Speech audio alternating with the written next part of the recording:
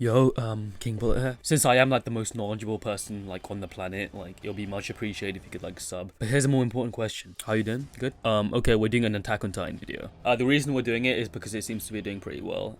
Plus, I want to refine my last video about the ending, or at least my prediction on what the ending will be. Since chapter 137 did change a lot of things, well, it doesn't really affect my ending, I don't think, but people for some reason think it does, and I'll just be like refuting that. Once again, it'll be a really cool analysis on Eren and a few other characters, if you like that kind of stuff. This once again is like a prediction. I'm not saying it will end like this, whatever. But yeah, we'll be talking about like predictions for the next two chapters, because there's only like two chapters left now. Also, I guess, spoiler alert, I don't know why you'd click on like a video to do with the ending if you weren't like wary of spoilers. But sure, I'll do like an extra warning just in case, so nobody gets upset or annoyed. Cue my opening.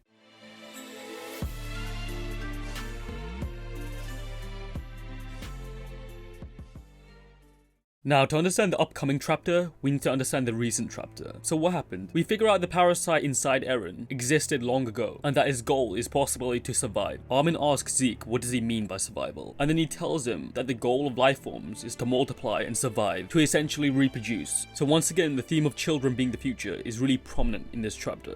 Zeke explains that the founder Ymir is still attached to the world, a slave to it, you could say. Something he says only Eren could understand. Now we know this further kind of backs up that Ymir and Eren are parallel to each other. Either that, or Eren understands Ymir because he understands another, that being Historia, who is also a parallel to Ymir, since they share a really similar backstory, similar struggles, even have a similar appearance, you could say. I personally believe that Eren is still attached to this world as well, possibly because they're still attached to a single person, the same way Ymir waited 2,000 years for somebody, and followed the king's instructions for 2,000 years, and that's a similarity that they both share. But at the same time, he wants to be free of the world. It's quite literally why he views all of his friends and everybody he knows as cattle and chicken, yet he still wants to protect them. It might be something that's instinctual. Zeke then falls into this nihilistic state, saying even if to reproduce is the goal of humanity, at the end of the day we don't really know if it matters, and that allowing Eren to kill another is freeing them, in some sort of twisted way. However, Armin replies. He says he has these random trivial moments that give him meaning personally. Perhaps he means that these trivial random moments are the reason he was born, so that the three of them could be racing there. So that the breeze was nice and warm that day.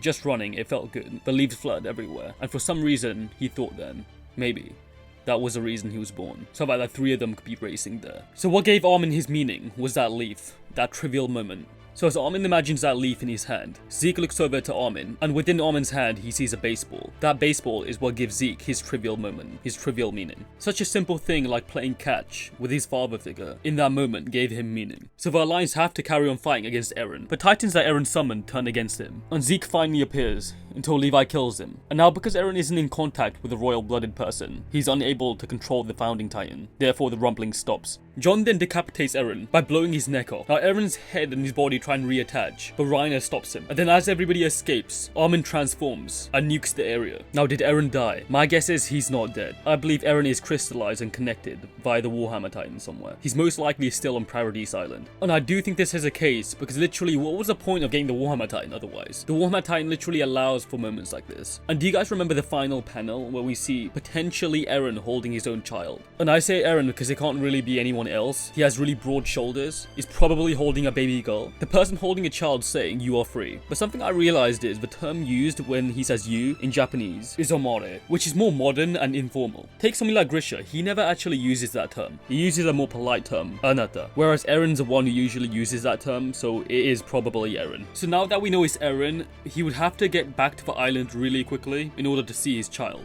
If you don't understand why I'm saying Eren's child, you should probably watch my video about Eren's motivation. If not, just read chapter 130, same thing.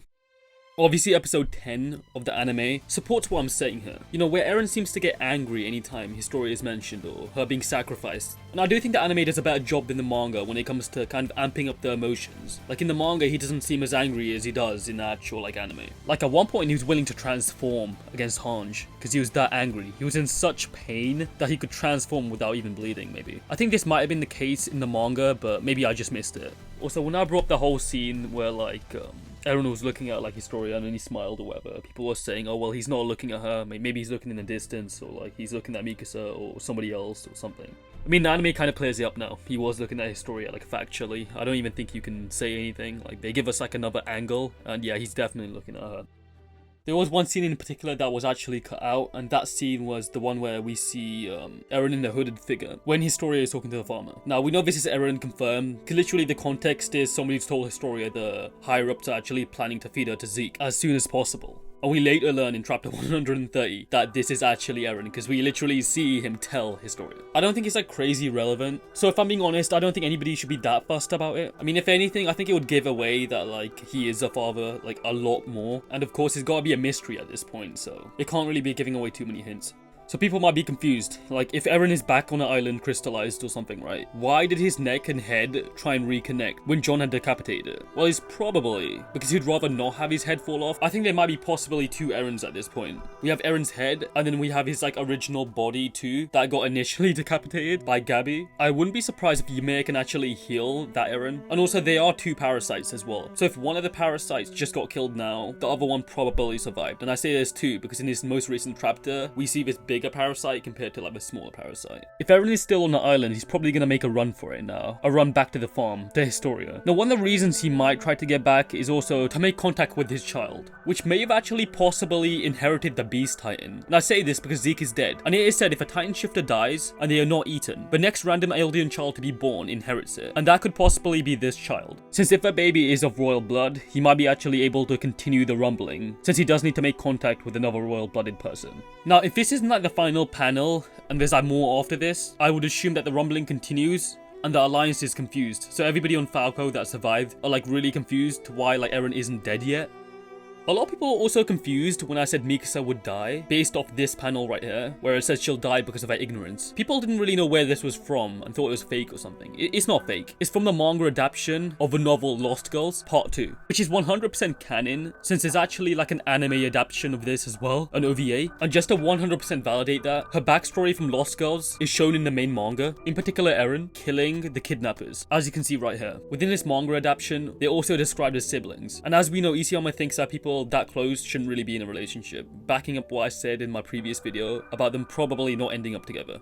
Especially that it's stated Mikasa is written to move away from Eren. Now, I do think Mikasa's writing is really underrated. She's written quite well. I don't think she's like the best written character in the show or anything, but she's definitely a lot better written than what people think. And I might actually do a video on this like later on. Oh shit, where was I? Oh yeah, Armin goes big boom boom. He explodes. He should be fine. I mean, like, you know, when he transforms, he explodes, but he's fine afterwards himself. We know Reiner was caught up in the explosion, but Reiner has the Armored Titan. The Armored Titan is literally stated to be able to tank the explosion of the Colossal Titan. And I do think Eren's like initial head, the head that was kind of like decapitated at the beginning by Gabi, was actually inside of that giant Titan, since we kind of do see his head in there. But like I said, there's probably like his original body like back on Paradise Island that's probably been healed in the paths by Ymir, the founder. You might be like, well, how can you regenerate your head? Well, we have seen Titans regenerate their actual heads before, so I wouldn't really put it past Ymir to be capable of doing this. Plus, Ymir is really overpowered at this point, since she gives Eren the power to summon infinite Titans. Take that as you will. Now, if it does continue, Eren might end up having like a final battle, hopefully with Reiner, just to kind of settle the beef between them. And like I said, I still do think Eren wins, but there's a possibility he might not win. Remember when I said he can see Falco's memories? He kind of can't. When he saw like, he didn't see like Falco's memory from the perspective of a bird. So from bird's eye view, he saw Falco. This kind of means that Eren has the ability to see things through like animals. I think that's like a Game of Thrones reference. Like, I know Bran can do that. And do you remember that time when like the bird kind of stared at like Armin? That was probably Eren. So if anything, now the evidence is starting to point towards Eren actually winning. But maybe I just can't come to like terms with Eren winning because it seems weird. You know, he's committed genocide, he's done so many terrible things. So most people would think that he needs to be punished. But maybe the author's taking like a different approach. People ask me about the time loop theory. I think it's a good theory, don't get me wrong. I think it might need to be retconned. There's obviously like a lot of inconsistencies now. Like, Eren doesn't inherently need to eat all 9 Titan shifters to have all of their powers or anything, right? And the Earth Devil was like this parasite all along, and Eren can't really become the parasite, if that makes sense. I don't think there'll be a time loop if I'm being completely honest, only because I have heard Isayama say that he loves Breaking Bad because it has a conclusive ending. So if the ending of Attack on Titan was like this loop, right, that'll be kind of tragic, and it wouldn't feel like it has an ending, right? One of the main reasons people dislike the Game of Thrones ending, because it ended how it started. Jon Snow ended up in the Night's Watch. It felt as if he had made no progress. So I don't see like Isayama doing the same kind of thing, since he does actually watch Game of Thrones and he's aware that people did not like that ending. Like I said, he doesn't want an unfair ending. as he stated before. So once again, I'll stand by the theory that the rumbling will be a success, regardless of if Eren survives or not. And also, yes, Eren is most likely the baby daddy. And the idea is that the child is free, so maybe the child doesn't become a Titan shifter. So yeah, that should wrap up the video. If you enjoyed the video, please like and sub. I will probably do Attack on Titan videos in the future, but obviously on this channel, we don't just focus on Attack on Titan. So I suppose then you get more like varied videos, and you can kind of suggest what kind of videos you want to see, since I am more open to looking at different things. Regardless, thank you for watching the video. Since you made it to the end of a video, you get the classic I love you. Thank you for watching the video, and I'll see you later.